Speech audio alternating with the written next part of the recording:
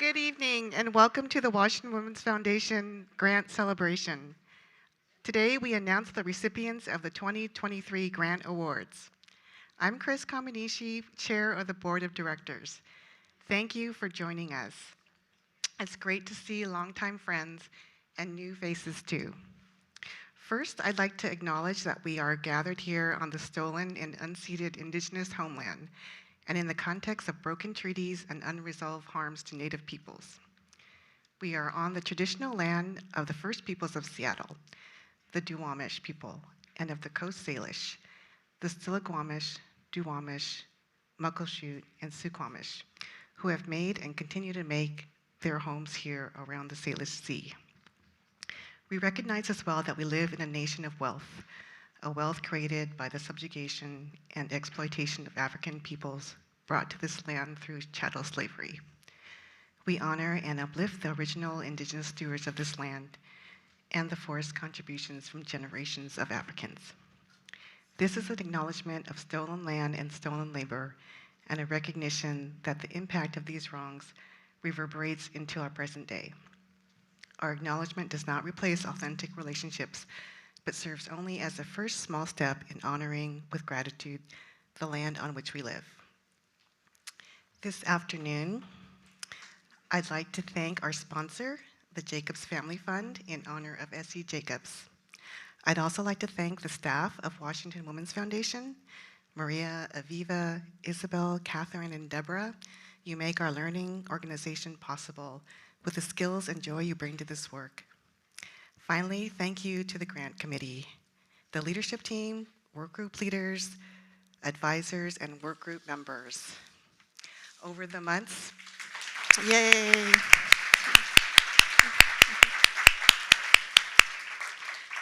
Over the months in our work groups, we learned, discussed, debated, sometimes disagreed, and always supported one another. We made new connections and friendships too. 5 years ago, the foundation set a course to reimagine philanthropy, to be more responsive to community needs and to acknowledge that community-based approaches and solutions have always existed. Philanthropy and community would work together, listening, learning, and trusting more. Today, I'm happy to say that we welcome new grantee organizations, and we will continue to listen, learn, and trust as new relationships are built. Thank you again for joining us, and let's get the program started. It is now my pleasure to introduce our next speaker, Collective Grants Committee Chair, Alyssa So. Thank you.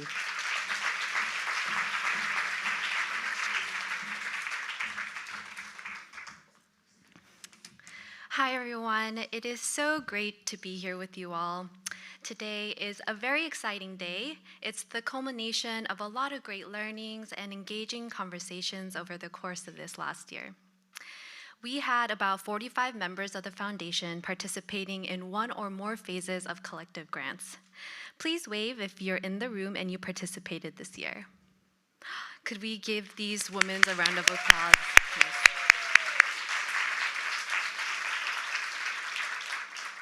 These members spent time learning about and discussing organizations doing work in 3 priority areas: early childhood education, food sovereignty and security, and reproductive justice and maternal health care.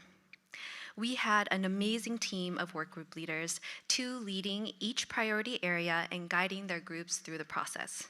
A big thank you to Sue, Diane, Bobby, Sharon, Gwen, and Cynthia for their leadership.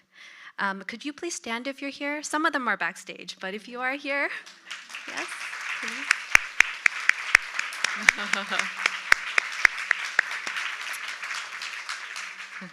Thank you also to the grant leadership team, Past Chair Nicole, Vice Chair Catherine, and of course, our wonderful Grants and Programs Director, Aviva.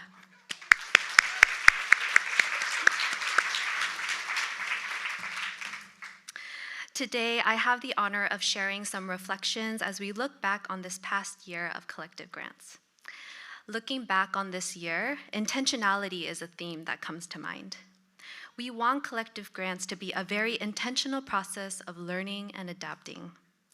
Last year, we implemented several changes as part of the grant refresh, and it was a year of figuring things out and listening for feedback from our members and the organizations.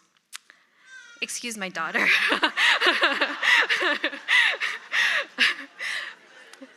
Based on what we heard, this year we introduced the Priority 101 Learning Series and added an extra meeting to the LOI phase so that work groups can spend time the first week to drill deeper into the priority areas. We heard from members that this would be valuable not only for group cohesion, but to set a foundation for the work group to reflect on what organizations are saying about the priority before reviewing all the LOIs. The response was very positive, and we hope to carry this change forward in future years. This was also the second year of the research phase, and we tried to simplify some of the steps based on feedback from last year, and we were happy to hear from members that the phase went smoothly and that researching felt a lot more comfortable the second time around. As we move forward, we will continue to iterate on our learnings and make tweaks to further improve our process and the experience for our nonprofits as well as our members. The second reflection I want to share is how we're seeing richer discussions around race and gender identity. We've come a long way since we first pivoted to focus our criteria on reducing disparities due to race and gender identity. The first few years were challenging as we had to relearn and change our mindset and approach to grant making. But we're seeing that members are more comfortable with how to apply our criteria and talking intentionally about race and gender identity. We are also attracting new members that are excited about this focus and wanting to get involved because of the changes that we're making as a foundation. This is not to say that we are satisfied with where we are or think that we fully understand these really complex problems. We are still generously learning with each other, and it's been really wonderful to see our work groups lean into these uncomfortable conversations because it's so important to continue talking about race and gender identity. The last reflection I want to share is how we've embraced flexibility to adapt to our changing times and evolving membership. Participating in the full collective grants process can be hard due to varying schedules and time commitments. Some women work full-time, some have little ones at home, and some stay with their out-of-town family during large parts of the year. With each year, we've tried to become more flexible in how members can participate. Members now have several options for joining just one or two phases. And with Zoom, members can join remotely or listen to the recording to catch up on missed meetings. This has been especially valuable for the conversations with nonprofits.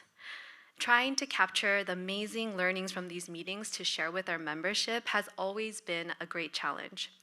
But with the ability to record these Zoom conversations, our members can now hear from the organizations directly and gain a richer understanding of their work that's not lost in translation. These recordings also allow us to invite more members from earlier phases to join the conversation phase, even if they can't participate in the conversations themselves. We know that Zoom isn't a replacement for meeting in person and the joy of seeing each other face to face as we are today, but it has allowed us to provide more options to our members. I want to share a personal reflection on how this has impacted me. Shortly after I stepped into the chair role last summer, my husband and I found out I was pregnant with our first child, the one that you heard here. At first, I wasn't sure what that would mean for this year or my participation, but thanks to Zoom, I was able to participate with my growing belly and my pajama pants from the comfort of my home. And when I needed time for myself and my family, this team really covered me with love and support. They stepped in to share my load so that I could step away to spend time with our newborn daughter for as long as I needed. I was able to listen to the conversation recordings while she napped in my arms. And when I felt ready, I was able to come back to join the last discussion and also be here with you today. If you are interested in collective grants, whether you're here in person or listening to the recording later, this group of women really want to make it work so that you can participate. So let us know if there's anything we can do to make it possible for you. There are many ways to be involved in the process, so if you haven't participated in a while, we encourage you to join us next year. With that, now it's time for the main event. We have some incredible nonprofits here tonight, and we are so excited to hear from each of our collective grants recipient organizations. To start us off, we have Bobby and Sharon from our Early Childhood Education Work Group to introduce our first grantee.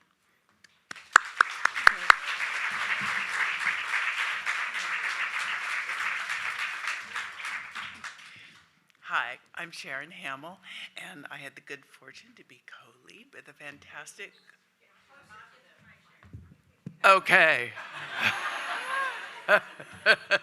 Hi, I'm Sharon Hamill, and I got to be co-lead of a group of 12 fantastic members of the Early Childhood Education Group. And I'm Bobby Conti. Oh, and I'm loud. Excellent. And I had the honor and privilege of co-leading the Early Childhood Education Work Group for 2023. Well, Washington has many immigrants and refugees from all over the world. And the two groups that made the ballot, the first one is the Communities of Rooted Brilliance. They focus on families with children from birth to 5, and they have early learning programs that provide culturally and linguistically matched home visiting services.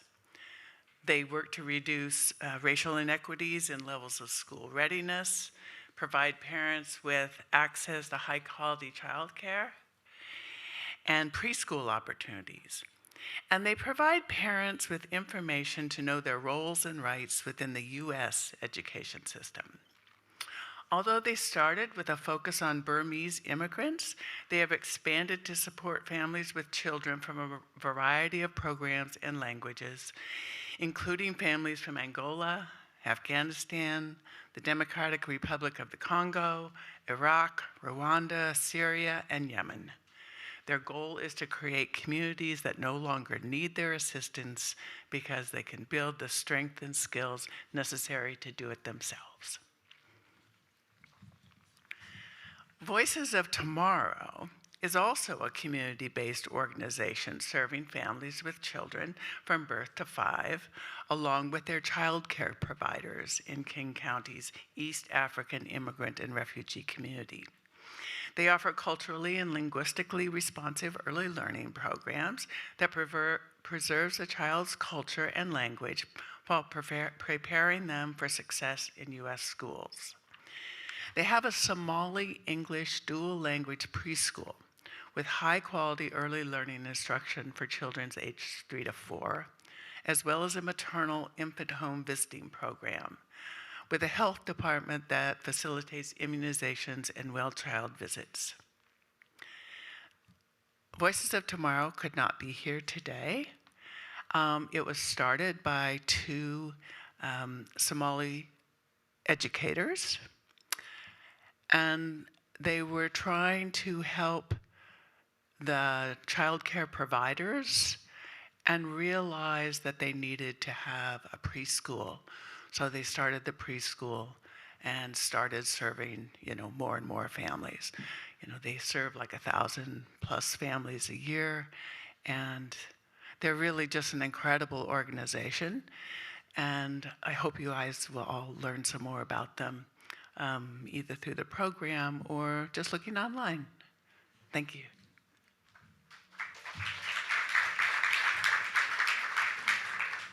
But wait, there's more. Our work group learned much in this process, not the least of which is that early childhood education is not just about the child, but about the families, caregivers, and teachers that work with that child. And the child is not supported until and unless everyone around that child is supported. We returned repeatedly to the understanding that childcare is expensive because it cannot be done well in large groups. The very best childcare and education has a low ratio of child to provider, and caregivers need a livable wage, and everywhere in this state, they are not paid enough.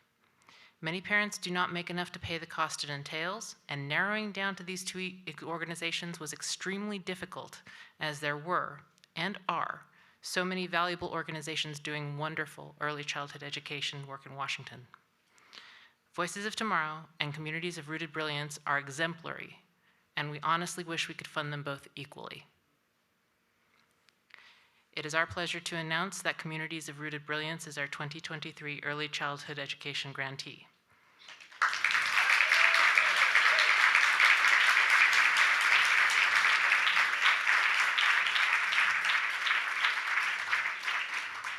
As stated previously, we could not hear yet from Voices of Tomorrow, so we would like to present Communities of Rooted Brilliance.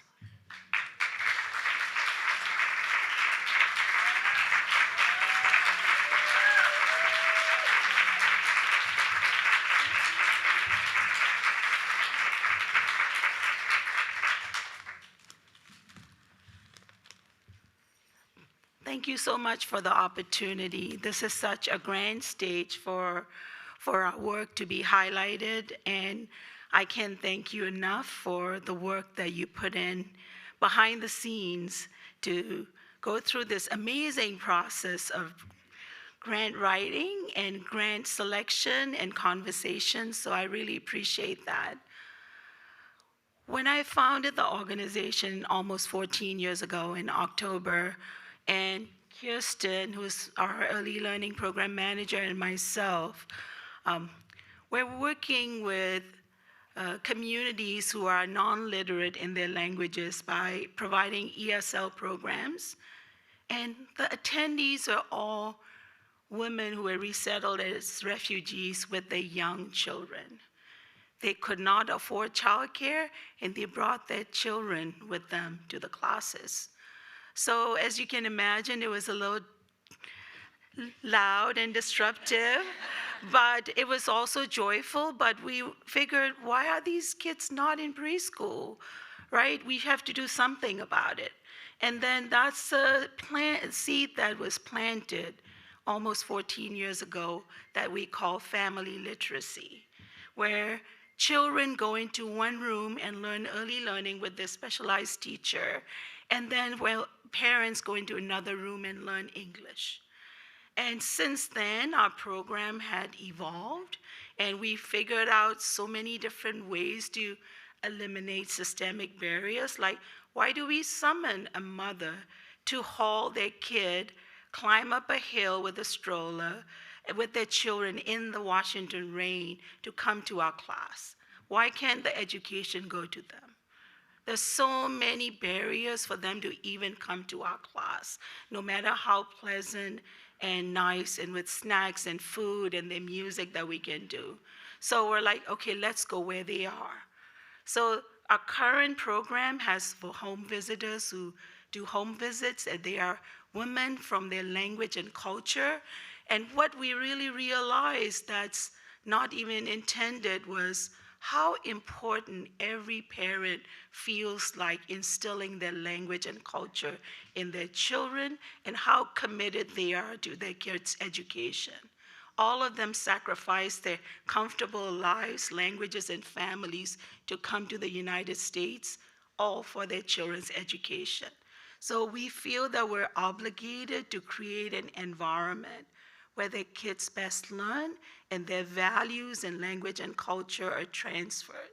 So our current program has so many play groups with Lingala, Kiswahili, Arabic, Dari, Farsi, nursery rhymes that the parents bring in, and there's some morals in their songs and the way they teach their children. We get so much more from them than we are trying to share with them. So I just want to thank all of you for this collective commitment to support this kind of initiative and for us to have this opportunity to share our work. And Kirsten's going to talk about this program because she's actually the actual engine that runs this program. I just talk.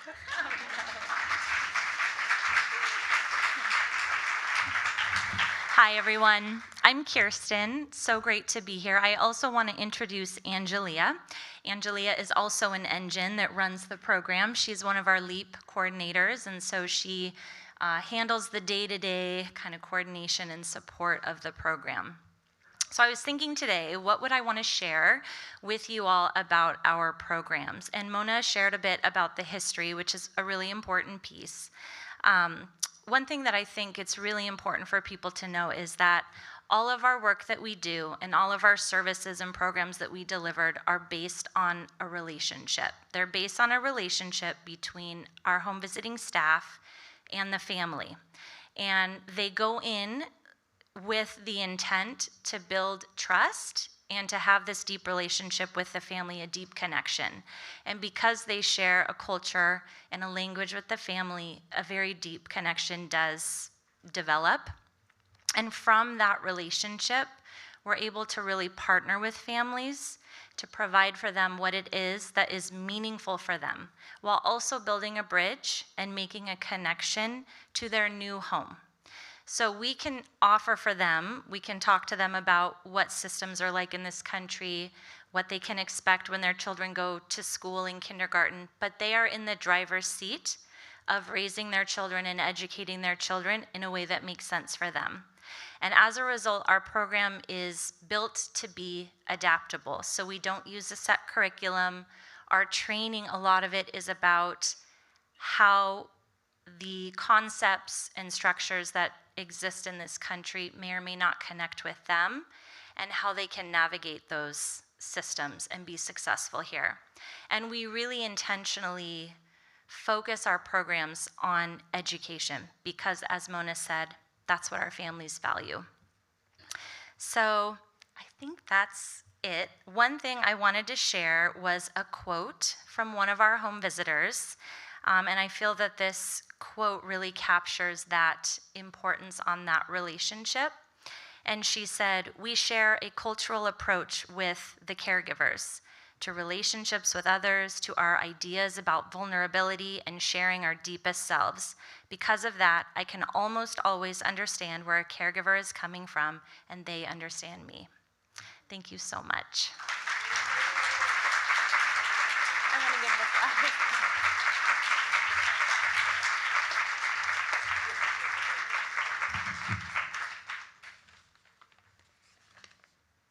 See, I need help here. And now?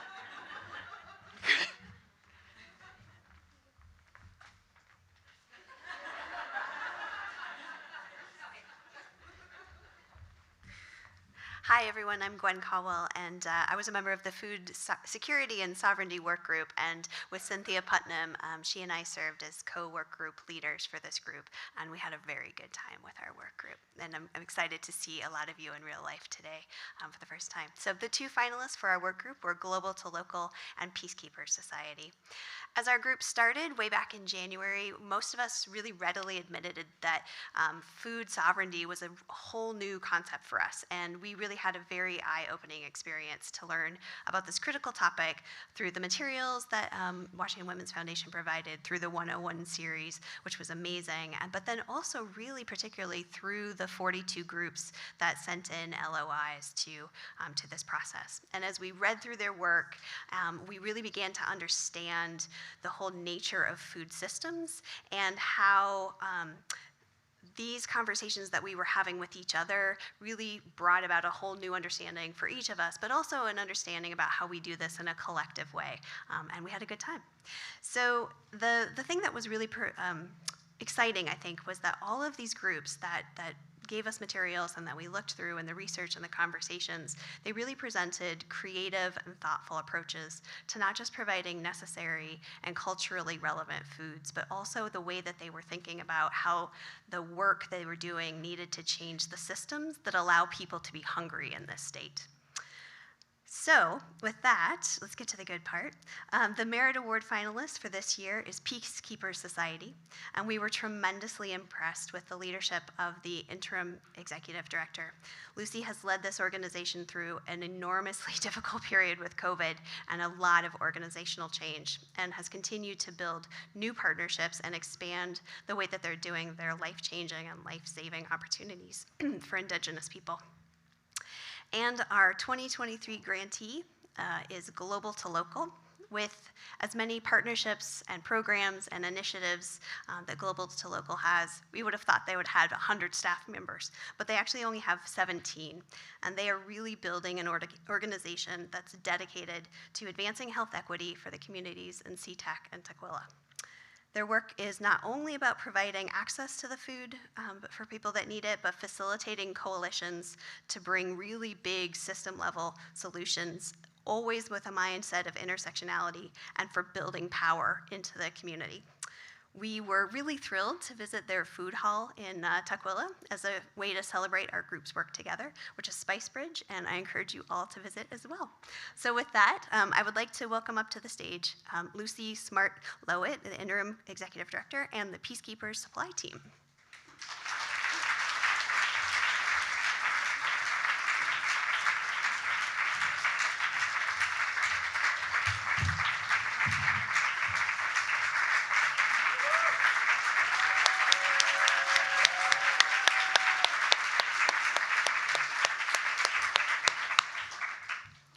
I am extremely nervous, so please bear with me. So my name is Lucy Smart-Lowett. I am an enrolled Yakima member and born and raised in the Yakima Valley. I'm also part Mexican. So I also have my staff up here, which is my supply team, and they have been with me since our leadership transition of last year. So what I would like to share with you guys is that Peacekeeper Society's mission is to provide life-changing opportunities to Indigenous people. So our life-changing opportunities include like peer support healing through grief recovery, because grief has a huge impact on our tribal community. But we also are contributing to intergenerational healing. We recently launched a pilot design school for our Indigenous youth and their families to learn how to make their own regalia from inception all the way to implementation. And then eventually we're gonna have an Indigenous fashion show, which is coming soon. And it'll be our youth and it'll be our community, which will be all the more exciting. So we also know that these opportunities, wouldn't be taken if we weren't able to provide some basic needs to our community. Being from the community, we all know what our struggles are. We have a finger on the pulse, so to speak. And we also recognize that we are not, that far removed from actually receiving or accessing our own services. So we also provide food distributions that are on a monthly basis. So to give you an idea of our food distributions since March of last year, we have done 27 food distributions. We served 3,446 families. We served 11,444 individuals. And we also provide pet food, so we served 621 pets, which is my favorite distribution, by the way. In January, we also started doing more meals for our houseless community. If you guys are aware of what's happening in the Yakima Valley, we have a large number of houseless people that is just accumulating, and it includes our tribal population, amongst others that are getting pushed out in larger areas. So each month, it was actually prompted by an elder who asked if we would distribute warm meals that she makes. And so these are healthy, warm meals, and we provide them to our houseless population. And these guys come out here and they serve them in the coldest weather and in the hottest weather, and they give them food, and they also, meet and intermingle with them. So we serve approximately 40 people on a monthly basis, and that's probably, we still have to turn people away when we're doing that. So all that to say, our work that we do is not unique. We know that there will continuously be a need in tribal communities with what we do. We also know that it's important for us to collaborate and partner with others. And so an example would be we partner with Warm Springs Tribe, and right now they have a water issue. So last year we actually were able to give them 59 pellets of water, which served about 3,800 people. And so if you're not familiar with that, just briefly, they have a water tower that's been extremely outdated, and they've been struggling in securing only drinking water since 2018. And it's been an ongoing issue, and the best way to be able to serve them is to provide them direct donations of bottled water.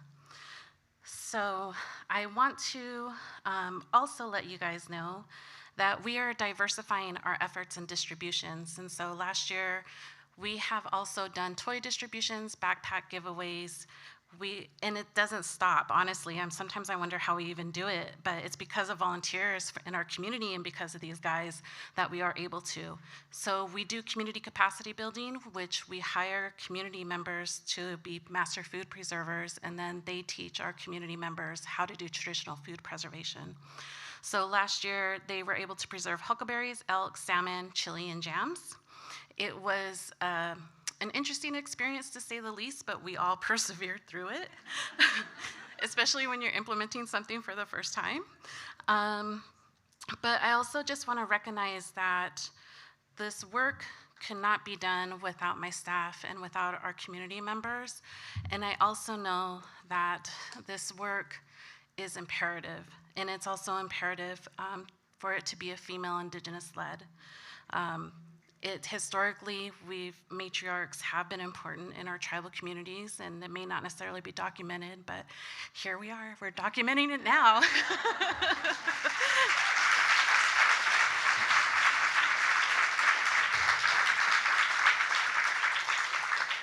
Thank you. So I will end with this. I know it couldn't have been done without the great support of my staff. Everybody, volunteers, employees alike, we all have heart and a lot of passion for our people and being able to serve the needs.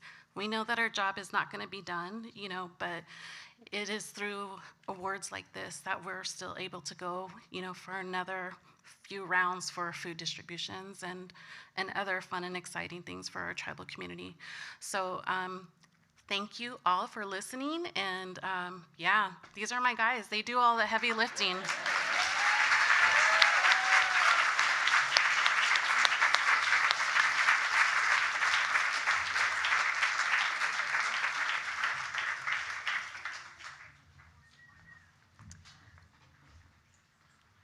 And now I'd like to welcome AJ McClure, the Executive Director of Global to Local.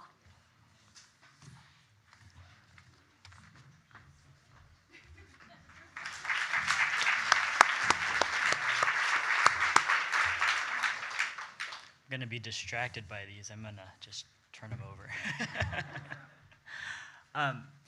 Good to be here. Good evening, everyone. My name is AJ McClure, and I'm the Executive Director of Global to Local.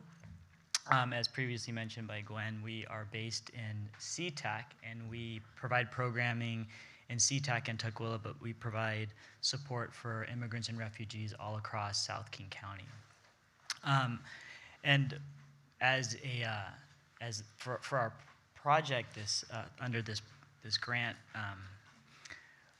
we kind of stumbled into this a little bit. Food access or celebrating food has always been a part of our organization. We have 3 parts of our organization. We have a team of community health workers that part of our community health and wellness program that work directly with clients, connecting them to services, health and social services. We have a Healthy Communities Advocacy Leadership Development Program. And we have our Food Innovation Network. And our Food Innovation Network has been mostly built around our food business incubator.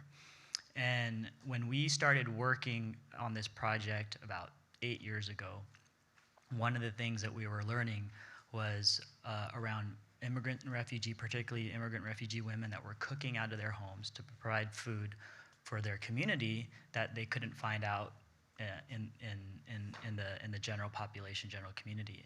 And the other aspect of that was accessing healthy fruits and vegetables. And if you look at the data that's out there around in public health, SeaTac Tukwila is a food desert. And so we, about 8 years ago, started organizing our community around what we can do to change that scenario. One of the strategies was around establishing a grocery store in the Tukwila area. Right now, there's one grocery store in the Tukwila area on International Boulevard. One of the things, as you can imagine, that's a process that is very hard for an organization with 6 people at the time to organize.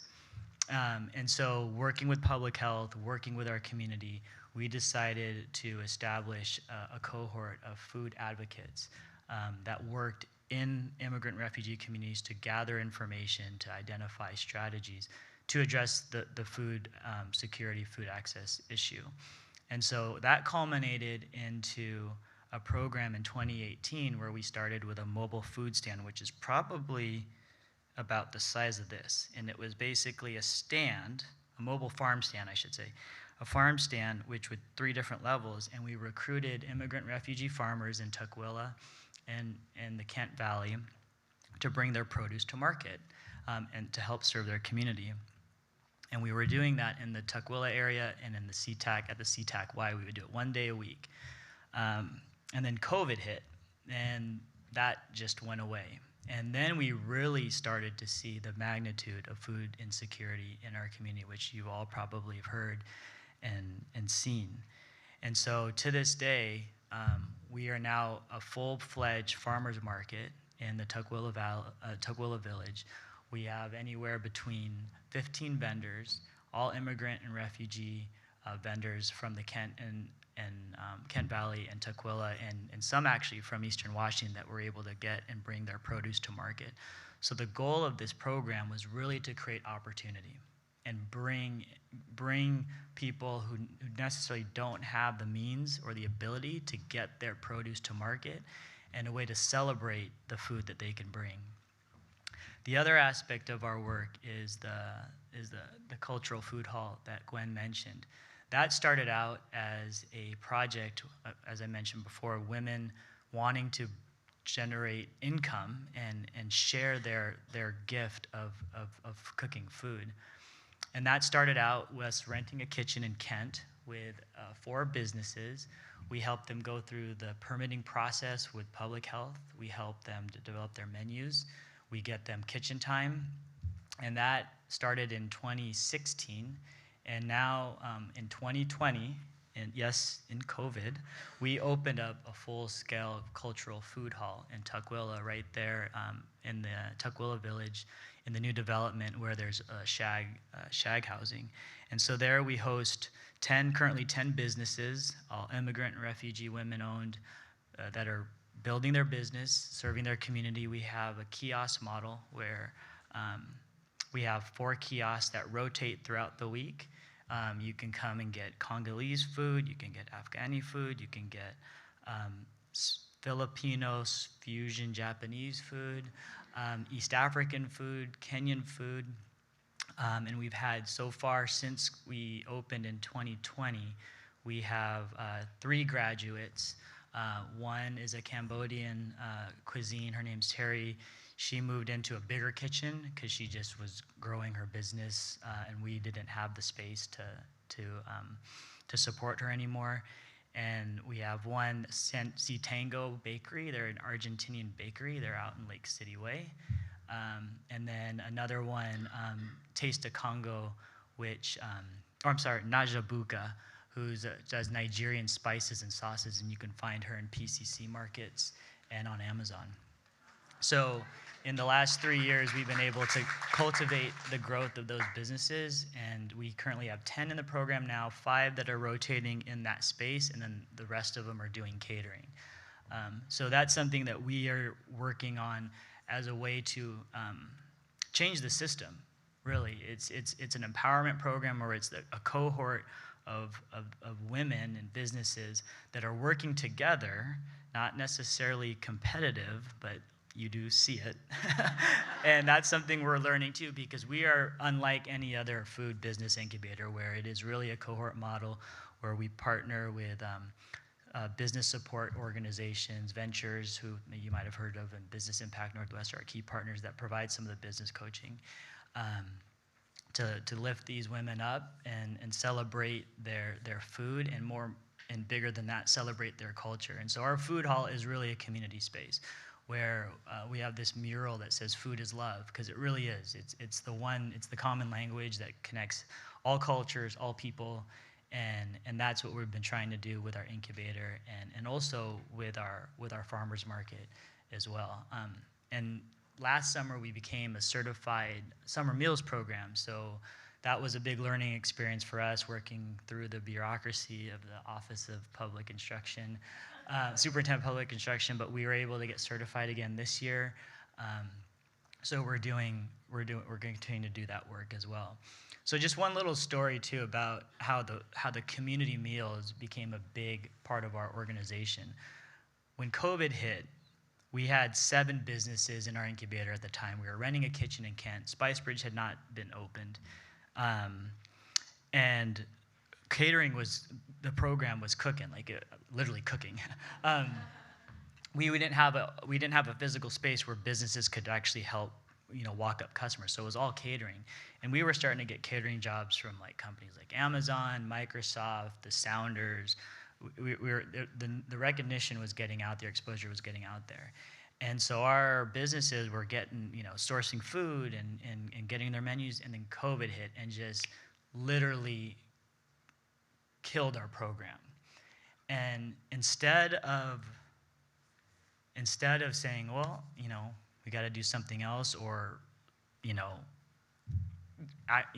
accepting defeat, it was the women in our program that said, well, we have all this food, let's cook for our community and just get it out there, right? And so this was literally in March, the 3rd week of March, 2020. And we started out that first week when we said, let's just do it, because we had the food, they wanted to work, they wanted to cook, feed their community. We started out with 67 meals out of the 7, just getting them out. And we family members, cousins, staff, we would deliver the food wherever it was needed. By June, so March, April, May, June, we were doing over 800 meals a week. And obviously we couldn't sustain that pace, but it was crazy. And that and part of the reason why we had to kind of scale that down was because in September is when we were actually opening Spicebridge. And Spicebridge was supposed to open in June of 2020, but because of COVID, construction was delayed. But I point that out because it's really the commitment and the love of the women in our program that makes our program go. The farmers as well. And it's really a community feel. When our market comes in, we start at 2:30, people come out, everyone helps set up the tents, set up the tables. It's all volunteer driven, it's all staff driven. We don't take a profit we don't make any money from anything from the vendors, even in Spicebridge. We subsidize their rent. They do pay rent in our program, but it's heavily subsidized by our fundraising efforts. And so we are just over the moon to be acknowledged and seen by this foundation. I remember when we did the site visit, and I want to call out some of our staff: Faiza Shukru, who's our food access program manager; Sandra Largespada, who is our FIN program manager; Hani Mohammed, who is our community health and wellness program director; Jill Kong, who is our healthy communities organizer. They were all part of this process. And then Arnie Villanueva Carrillo, who is our board chair and community member. We were on this call on a Friday, and after the call, we were using Slack because we message on Slack, and just the inspiration and the feeling that we had walking away from that call, it was almost kind of weird. It was because it was like we didn't, we thought we were just going through this motion, right, in some ways of just sharing our work, but just listening and being part of that and being able to share our work, it was really inspiring and it was uplifting. And I just want to acknowledge the foundation and the board and the staff of that process, because it's very different, and it really means a lot. And I think I mentioned to Aviva at one point, even if we don't get just being part of this process was extremely rewarding. And so we're just heartfelt thanks and gratefulness for that.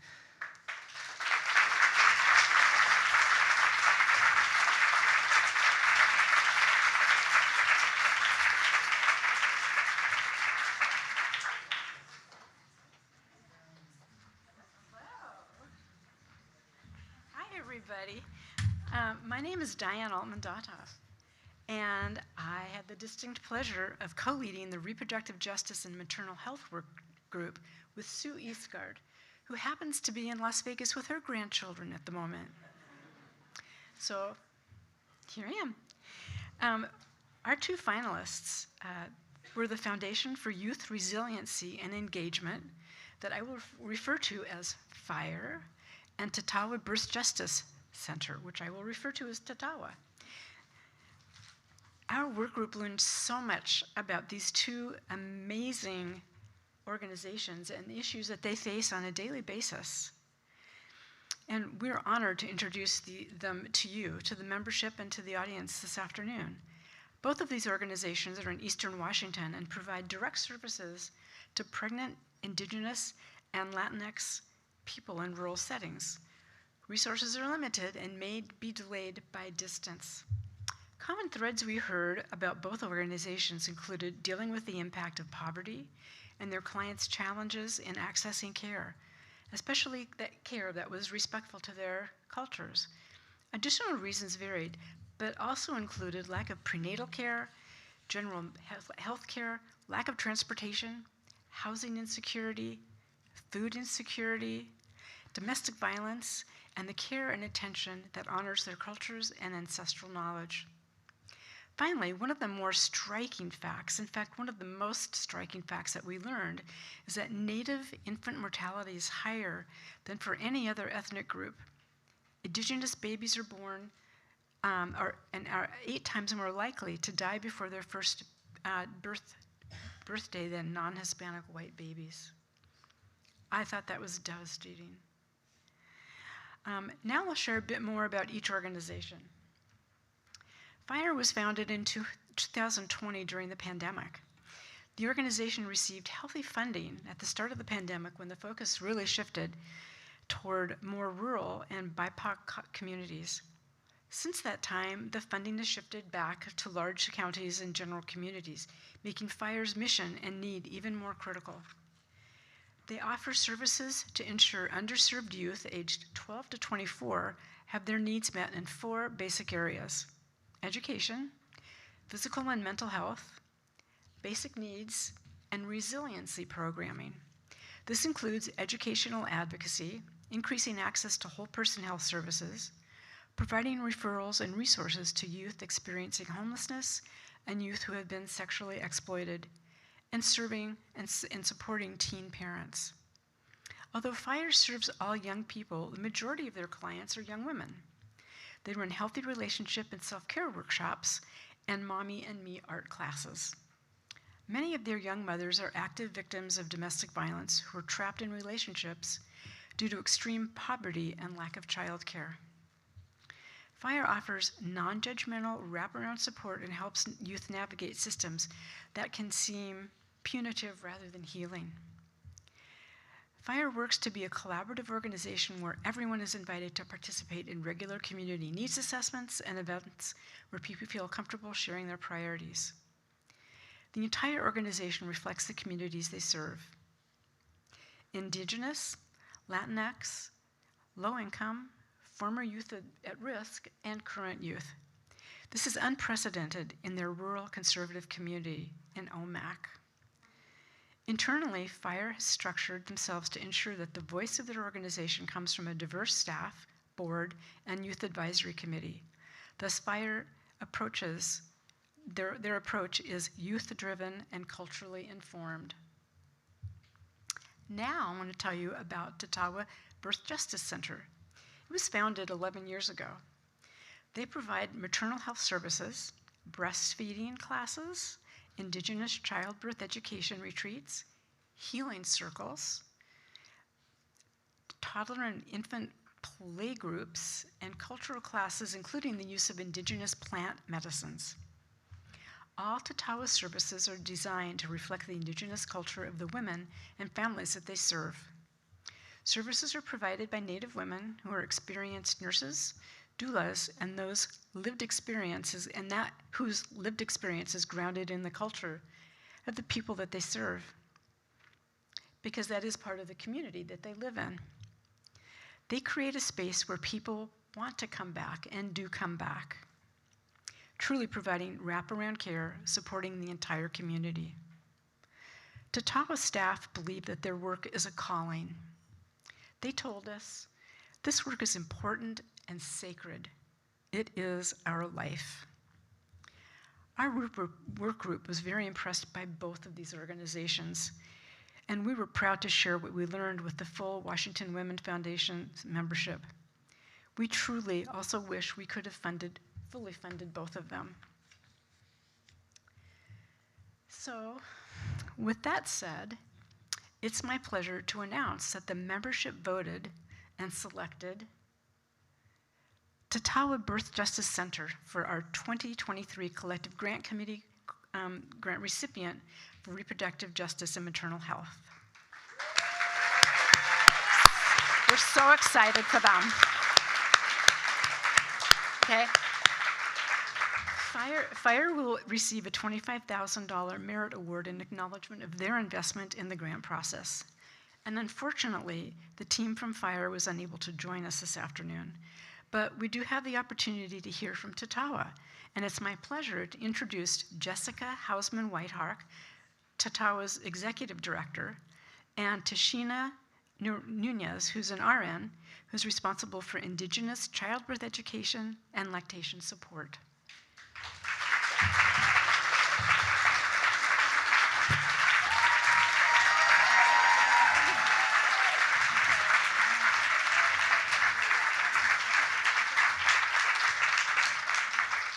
Hello. My name is Jessica Hausman-Whitehawk. I'm the founder and executive director of Tatawa Birth Justice Center.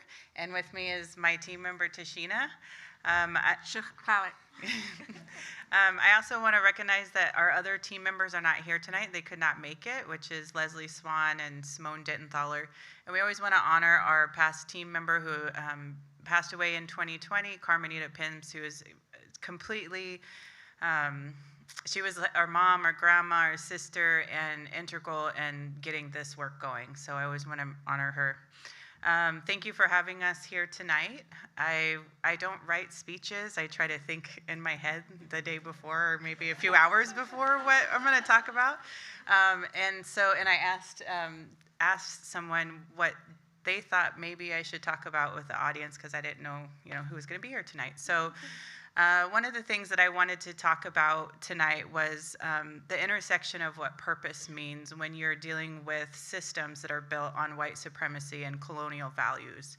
And what that looks like for our work is it could be a novel. I can tell you that much. But with the 4 minutes that we have, I can try to summarize very quickly. The work that we do at Tatawa Birth Justice Center, as you know, started over a decade ago.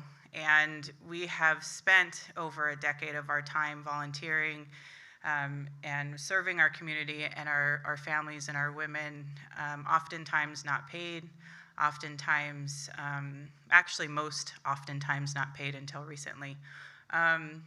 And also, there's people that say, "Oh, you're so passionate. You're so passionate." Well, it's not really. I wouldn't call it passionate. I would say that when we come to this earth, the way that we believe is that our journey is laid out before we even get here, and that journey is defined by the Creator and by things that we that are larger, of course, than ourselves. And that's what we look at this work as. It is not a passionate piece of our lives, but it is a purposeful journey that was laid out for us to do. And it is not an easy journey. We have bumped up and continue to bump up against every single possible imaginable system and how it's been destructing and destroying our people for hundreds of years. And this is, the things that we see, the things that we experience as Indigenous women, I think is hard for some people to even begin to imagine. And so I feel honored to have such an amazing team that also is purposeful, and it is their purpose and journey. And because of that, we've been able to do this work and not give up and keep going. And we will continue to keep going, and we will continue to rebuild a way to do and care for our children and our women outside of these systems that are destructive. So that's what I, in few minutes, how I feel tonight. But I also want Tashina to talk about and just give you an idea, a vision of what it may look like if you were to step into our space at Tetawacht. And she's amazing, by the way. Thanks, Jess. Well, just to give you an idea, our center is actually a home. So we have an area, as you walk in, that's the kitchen. We have a living room area. We have a back room that's set up as a clinic room. And then we have a plant medicine room. And we also have a business area where we can actually sit with our families and talk with them and do intakes if we need to, or have quiet space. A lot of the things that go on at Tatawa, if you would enter, you probably would smell food. So one of the first things that we do is we prepare healthy meals for our families as they come in. As you know, food security is an issue, especially on our reservation. And so allowing that, we believe that food is medicine. So the food that you're putting in your body could be hurting you or could be healing you. So we start with our traditional foods, and we usually create meals from those and heal as we begin. And then you would have conversation. Hey, how's your day going? How is your family doing? Are you doing okay? Are you having any difficulties? Is there things you're working on? Is there something you want to learn? We have activities throughout the month, and they can be anywhere from preparing baby boards, traditional baby boards, which is one of our traditional I guess traditions that we do. We carry our babies in boards, and so to understand that not every family has that ability. They're made by their grandmothers, so depending on the sex of the baby will be usually determine which grandmother makes the baby board. And with residential schools, boarding schools, and other traumas that have occurred throughout our history, some of those traditions have been lost, and so allowing those traditions to come back into families. And so also learning about our traditional foods. We assist families in gathering throughout the year, and also sewing classes so that they'll know how to make traditional regalia and outfits that they wear maybe for ceremonial services or that required. As you know, we have high death rates, and so when we have services, that's also something that we do, is we prepare those traditional garments for our families who don't know how to do that, and that's a lot of work. It could be sewing literally for days. And so those are all the different things. Then we also have the childbirth ed classes, which, you know, you might go to a hospital to do childbirth ed, but there's a lot of things that go in traditional childbirth ed and indigenous knowledge that isn't shared in those spaces. And so what does that look like, and talking to those parents and asking them what they would like for their baby that's going to be entering Earthside. Trying to think. Oh, and we also have clinic weekly, so it's open clinic, so mothers can come in. It's also open to grandmothers and young children as well, so they can, it's a maternal clinic, so they can come in and get, they can come in and do OB care, they can come in and do women's health, they can come in and get birth control, they can come in and get testing, so it's pretty extensive. What they can come in and get, and we work with a doctor on that in that clinic day. So, I'm trying to think what else. Oh yes, and currently we are or have been in design for a new birth center. So that is one of our goals and future. That we will be manifesting. Yeah, we're manifesting that right now. Like it's in the design.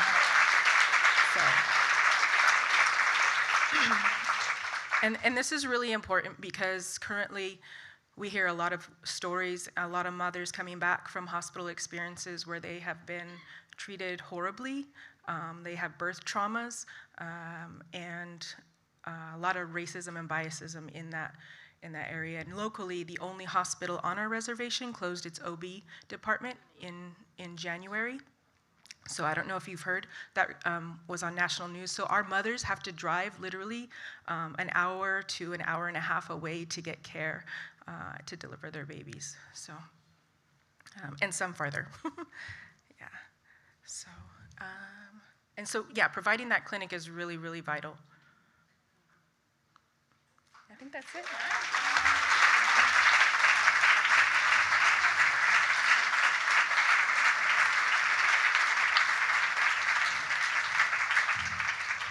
And now I'd like to introduce Maria to come back to the stage.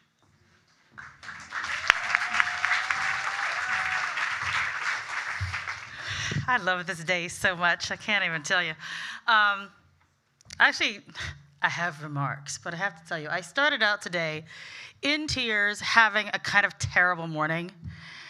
And it has ended so much better. So thank you all. For those of you who don't know, my name is Maria Colby-Wolf. I'm the president and CEO of Washington Women's Foundation. Could we have another, no, not me. Could we have another round of applause, please, for our grantees and our collective grants committee?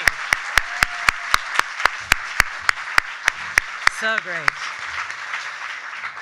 So in the past few years, I think we have all discovered what it means to live in interesting times.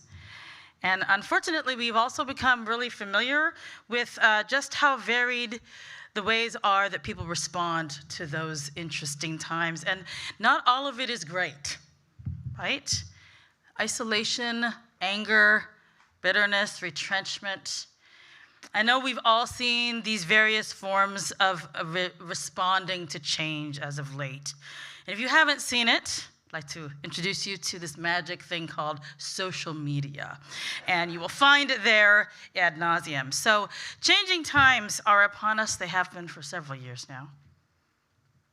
And yes, they are often met with vitriol and fear. But this is why this grant award celebration is particularly joyful for me. And I hope also for you, because here at this event, we get to celebrate hundreds of people across our beautiful state who have risen to meet the challenges of our world, not with division and rejection and hatred, but with connection and with support and with love. And I want you all to look around this room today and recognize and celebrate the power we have as humans to make the world better when we work on the side of care and hope. I don't know about you all, but like I said, I really needed this reminder.